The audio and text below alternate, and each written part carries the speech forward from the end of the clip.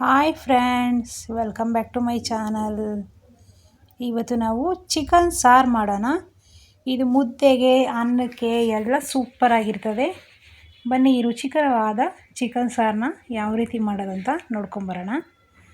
ಮೊದಲಿಗೆ ಯಾರೆಲ್ಲ ನಮ್ಮ ಚಾನಲ್ ನೋಡ್ತಾ ಇದ್ದೀರೋ ಈಗಲೇ ಸಬ್ಸ್ಕ್ರೈಬರ್ ಮಾಡಿ ನೋಡಿ. ಮೊದಲಿಗೆ ಚಿಕನ್ನ ತೊಗೊಂಡಿದ್ದೀವಿ, ಒಂದು ಅರ್ಧ ಕೆಜಿಯಷ್ಟು. ಮಸಾಲೆನ ರುಬ್ಕೊಂಡಿದ್ದೀವಿ. ಬೆಳ್ಳುಳ್ಳಿ, ಶುಂಠಿ, ಗಸಗಸೆ, ಕೊಬ್ಬರಿ ಇಷ್ಟನ್ನು ಹಾಕಿ ನುಣ್ಣಗೆ ಮಸಾಲೆನ ರುಬ್ಕೊಬೇಕು ಚಿಕನ್ ಸಾರು ಮಾಡೋದಕ್ಕೆ. ಒಗ್ಗರಣೆ ಮಾಡೋದಕ್ಕೆ ಒಂದು ಕಡಾಯಿ ಇಟ್ಕೊಳ್ಳಿ. ಒಂದು ಕಡಾಯಿ ಇಟ್ಕೊಂಡು ಕಡಾಯಿ ಚೆನ್ನಾಗಿ ಬಿಸಿ ಆಗಲಿ. ಅಲ್ಲಿವರೆಗೂ ಒಂದು 3 ಟೊಮ್ಯಾಟೊ, ಒಂದು ಈರುಳ್ಳಿ, ಸ್ವಲ್ಪ ಕೊತ್ತಂಬರಿನ ಕಟ್ ಮಾಡ್ಕೊಂಡಿದ್ದೀವಿ. ಒಗ್ಗರಣೆ ಮಾಡೋದಕ್ಕೆ ಒಂದು 4 ಟೇಬಲ್ ಸ್ಪೂನಷ್ಟು ಎಣ್ಣೆ ಸೇರಿಸ್ಕೊಳ್ಳಿ. ಎಣ್ಣೆ ಚೆನ್ನಾಗಿ ಬಿಸಿಯಾಗಿರಲಿ.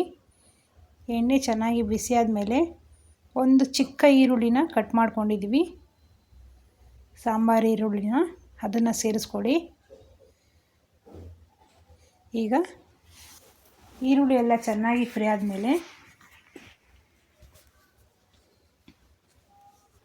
ಕಟ್ ಮಾಡ್ಕೊಂಡಿರುವಂಥ ಈರುಳ್ಳಿ ಎಲ್ಲ ಈ ರೀತಿ ಚೆನ್ನಾಗಿ ಫ್ರೈ ಆದಮೇಲೆ 3 ಟೊಮಾಟೋನ ಸಣ್ಣದಾಗಿ ಕಟ್ ಮಾಡ್ಕೊಂಡಿದ್ವಿ.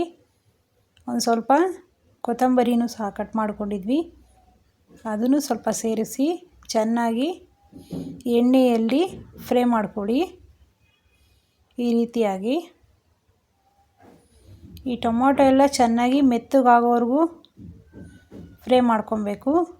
ಈಗ ರುಬ್ಬಿರುವಂಥ ಮಸಾಲೆ, ಕೊಬ್ಬರಿ, ಒಣ ಕೊಬ್ಬರಿ ಸ್ವಲ್ಪ ಹುರಿದ್ಬಿಟ್ಟು, ಒಂದು ಬೆಳ್ಳುಳ್ಳಿ ಗಡ್ಡೆ, ಒಂದು ಅರ್ಧ ಇಂಚು ಶುಂಠಿ, 1 ಟೀ ಸ್ಪೂನಷ್ಟು ಗಸಗಸೆನ ಹಾಕಿ ಸಾಧ್ಯವಾದಷ್ಟು ನುಣ್ಣಗೆ ರುಬ್ಕೊಬೇಕು ನೀರು ಹಾಕ್ಕೊಂಡು. ಆ ರುಬ್ಬಿರುವ ಮಸಾಲೆನೂ ಸಹ ಸೇರಿಸ್ಕೊಂಡು ಒಂದು 2 ನಿಮಿಷ ಕಾಲ ಚೆನ್ನಾಗಿ ಎಣ್ಣೆಯಲ್ಲಿ ಫ್ರೈ ಮಾಡ್ಕೊಳ್ಳಿ. ಆಗ ಚಿಕನ್ ಸಾರು ತುಂಬ ಟೇಸ್ಟಿಯಾಗಿ ಬರೋದು, ಬೇಗನೂ ಸಹ ಹಸಿ ವಾಸನೆನೂ ಹೋಗುತ್ತೆ. ಈಗ ಈ ರೀತಿಯಾಗಿ ನಾವು ಚೆನ್ನಾಗಿ ಮಸಾಲೆನೂ ಹಾಕಿ ಚೆನ್ನಾಗಿ ರುಬ್ಕೊಂಡಿದ್ದೀವಿ ಎಲ್ಲ, ಅದನ್ನು ಹಾಕಿ ಈ ರೀತಿ ಚೆನ್ನಾಗಿ ಎಣ್ಣೆಯಲ್ಲಿ ಫ್ರೈ ಮಾಡ್ಕೊಬೇಕು. ಈಗ ಚೆನ್ನಾಗಿ ಈ ರೀತಿ ಫ್ರೈ ಆದಮೇಲೆ ರುಚಿಗೆ ತಕ್ಕಷ್ಟು ಉಪ್ಪನ್ನ ಸೇರಿಸ್ಕೊಳ್ಳಿ. ರುಚಿಗೆ ತಕ್ಕಷ್ಟು ಉಪ್ಪನ್ನ ಸೇರಿಸ್ಕೊಂಡು ಒಂದು ಸಲ ಈ ರೀತಿ ಮಿಕ್ಸ್ ಮಾಡ್ಕೊಳ್ಳಿ.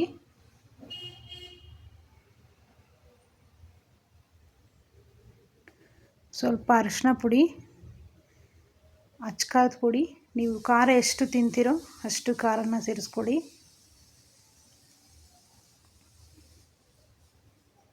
ನಾನಿಲ್ಲಿ 2 ಸ್ಪೂನಷ್ಟು ಅಚ್ಕಾರದ ಪುಡಿನ ಸೇರಿಸ್ಕೊಂಡಿದ್ದೀನಿ. ಒಂದು ಅರ್ಧ ಸ್ಪೂನಷ್ಟು ಧನಿಯಾ ಪುಡಿ ಸೇರಿಸ್ಕೊಂಡಿದ್ದೀನಿ.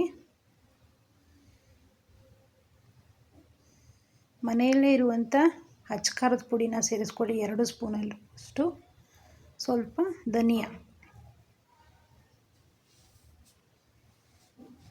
ಪೌಡ್ರನ್ನ ಸೇರಿಸ್ಕೊಂಡು ಚೆನ್ನಾಗಿ ಒಂದು 2 ನಿಮಿಷ ಕಾಲ ಎಣ್ಣೆಯಲ್ಲೇ ಫ್ರೈ ಮಾಡ್ಕೊಬೇಕು.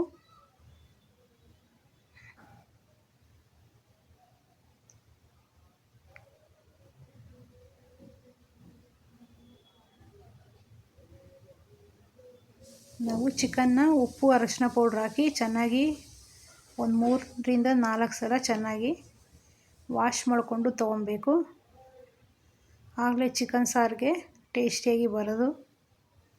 ಈಗ ಒಂದು ಸ್ವಲ್ಪ ಮಸಾಲೆ ನೀರನ್ನು ಸಹ ಸೇರಿಸ್ಕೊಳ್ಳೋಣ. ಚೆನ್ನಾಗಿ ಮಿಕ್ಸ್ ಮಾಡ್ಕೊಳ್ಳಿ. ಈ ಅಚ್ಕಾರದ ಪುಡಿ ಎಲ್ಲ ಮಿಕ್ಸ್ ಮಾಡ್ಕೊಂಡ್ಮೇಲೆ ನಿಮಗೆ ಎಷ್ಟು ಚಿಕನ್ ಬೇಕೋ ಅಷ್ಟು ಚಿಕನ್ನ ಸೇರಿಸ್ಕೊಳ್ಳಿ.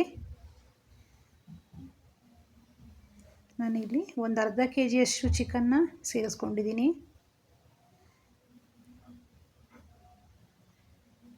ತದನಂತರ ನಿಮಗೆ ಎಷ್ಟು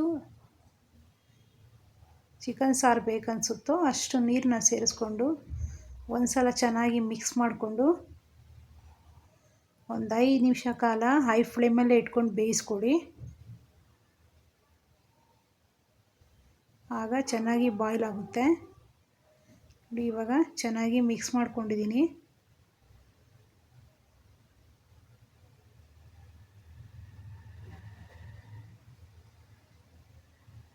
ಈಗ ಒಂದು 5 ನಿಮಿಷ ಕಾಲ ಹೈ ಫ್ಲೇಮಲ್ಲೇ ಇಟ್ಕೊಳ್ಳೋಣ.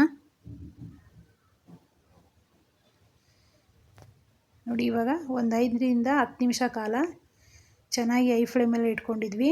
ಈಗ ಚಿಕನ್ ಎಲ್ಲ ಬೆಂದಿದೆ ನೋಡಿ. ಬಿಸಿ ಬಿಸಿಯಾದ ರುಚಿಕರವಾದ ಚಿಕನ್ ಸಾರು ರೆಡಿಯಾಗಿದೆ. ಇದು ಮುದ್ದೆಗೆ, ಅನ್ನಕ್ಕೆ, ಇಡ್ಲಿಗೆಲ್ಲ ಸೂಪರಾಗಿರ್ತದೆ. Thank you for watching this video. ನಮ್ಮ ಚಾನಲ್ನ ಸಬ್ಸ್ಕ್ರೈಬ್ ಮಾಡ್ಕೊಳ್ಳಿ.